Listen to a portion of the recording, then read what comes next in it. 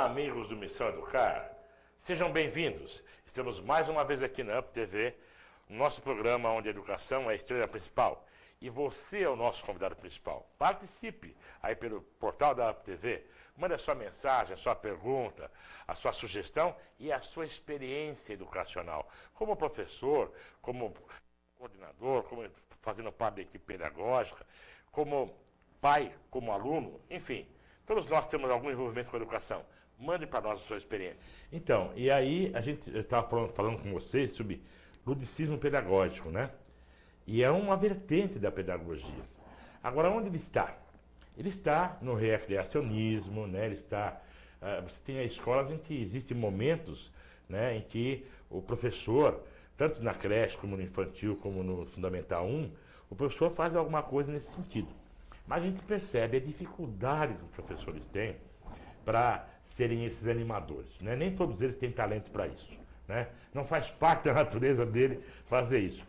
E a gente vê que no circo isso acontece com total naturalidade. Mas assim, quando eu aprendi a parte do Office, quando eu aprendi a parte de mexer na informática, era aquela coisa um pouco parada, monótona. Porque o instrutor chegava e colocava aquelas fórmulas no Excel, vamos dizer assim, que é a parte que eu mais gosto de falar, acho que vocês já perceberam isso, né? Ele colocava aquelas fórmulas na célula, todo mundo copiava aquelas fórmulas, dava Enter, felicidade total na sala. Platão, na sua teoria da educação, já tratava da andragogia, andragos, andró, uma série de termos, né, que até hoje ninguém definiu o verdadeiro, a origem, mas vem exatamente sinalizar que é uma forma diferente de educar adultos.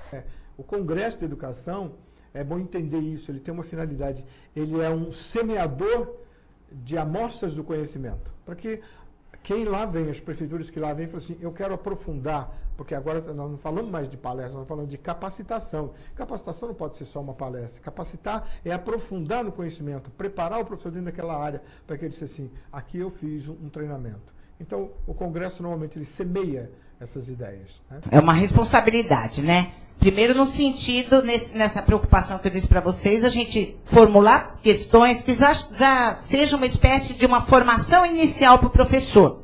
Então, eu quero um professor que tenha uma conotação mais construtivista. Eu vou fazer questões numa linha construtivista. O papel que corresponde à escola é o que você colocou a outra palavra, instruir. Instruir. O papel da escola é desenvolver a inteligência através da instrução.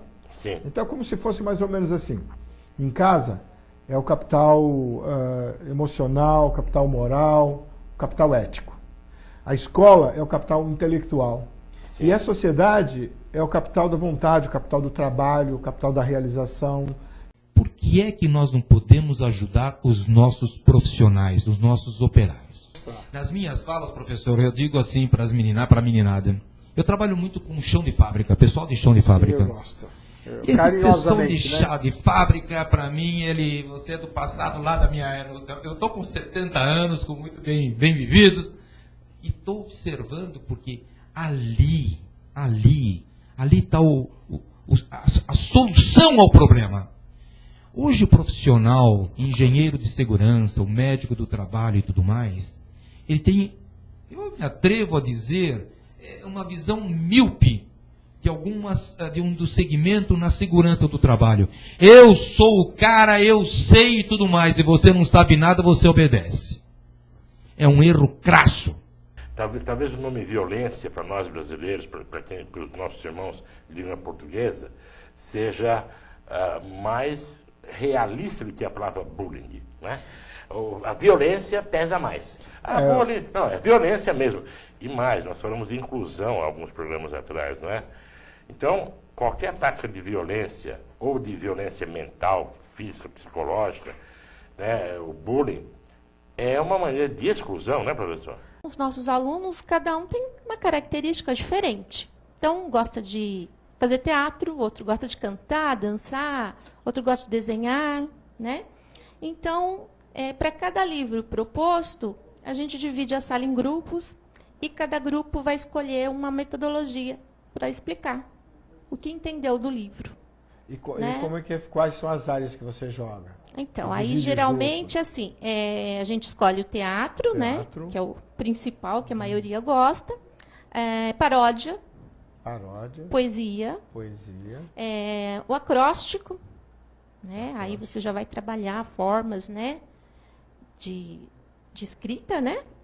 E eles mesmos vão propondo fantoches, teatro de sombras.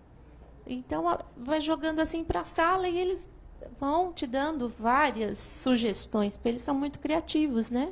Hoje teremos um programa muito especial, retratando o que foi o 2º Congresso Internacional de Educação em Angola. Primeira coisa assim, esse congresso representou para mim, eu disse isso, agradecer ao Serrano, como faço novamente, uma experiência assim, inédita em termos de, enquanto educador, enquanto psicólogo, enquanto pai, enquanto ser humano. Nós encontramos lá um país em pleno estado de reforma, como se dissesse assim, um verdadeiro canteiro de obras, mas o que mais me chamou a atenção é o fato dessa abertura, dessa receptividade por parte deles em relação à educação, tanto é que o professor Serrano já vem fazendo esse trabalho lá há algum tempo, e reconquistando, né, essa amizade que existe entre o povo brasileiro e o povo angolano. Foi aí que o primeiro presidente da República de Angola, o Dr. Antônio Agostinho Neto, ele lançou uma máxima. Ele disse: todo aquele indivíduo que soubesse ler e escrever devesse ensinar, mesmo não tendo uma especialização para a docência. Vocês estão a notar? Então, vamos lá, o foco político estava todo voltado para essa máxima, né? Que todo aquele que soubesse ler e escrever devesse ensinar, porque o índice de analfabetismo era abismal. Aí a tríade que o professor Henrique José de Souza, a gente aprende muito estudando isso, a tríade que eu falei lá em Andorinha, que é a família, a escola e a sociedade. Essa criança saiu da escola, seu filho saiu da escola, ele chegou em casa, agora é família. Qual é o mínimo que nós, enquanto pais, podemos fazer? É acompanhar para ver exatamente o que está acontecendo, quais são as dificuldades. Está indo mal, por quê? É um problema aqui ou é um problema da aprendizagem? Hoje você tem, fala-se, geração Y, geração X, geração W. Demais, hein? Esse campo já está muito... Esse convívio já está começando a ficar difícil, né? Quem é da geração Y, que quer as coisas muito rápido, a geração X, que quer devagar, que tem uma experiência por trás e sabe que a decisão... E aí já há esse conflito na gestão, na própria gestão de pessoas. Um capital é o capital financeiro da empresa, mas o outro capital é o capital humano. Parece que o pessoal tem esquecido que o que produz o capital financeiro é o humano. Não tem acontecido uma certa inversão nisso? Você, como consultor, deve até de vez em quando passar por situações assim. De fato, isso acontece no cotidiano. Isso é uma coisa muito comum hoje em dia, infelizmente. Mas o que realmente eu me deparo é a resistência das pessoas e das empresas em utilizarem tecnologia. Na verdade, até a empresa ela tem uma inclinação para uma utilização de uma tecnologia, de uma ferramenta, aí vai o camarada lá e fala: não, eu consigo controlar tudo isso daqui no Excel.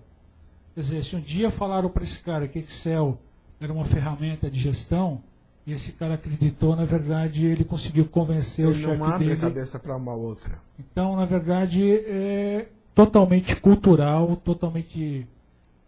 o problema das empresas, na verdade, é a resistência à cultura. Então, se essa criança vai para o sexto ano, que é a nossa antiga 5ª série, sem saber ler, sem saber interpretar um texto ou uma pergunta... Alguma coisa está errada. Alguma coisa está errada. E o índice de analfabetismo funcional é grande, hein, professor? Então, e você vê, a Prefeitura de São Paulo... Agora ela está mudando, né? Ela tem que se alfabetizar a criança até os 8 anos. Alfabetização Quer dizer, na idade até certa, o terceiro ano, a criança tem que saber ler e escrever.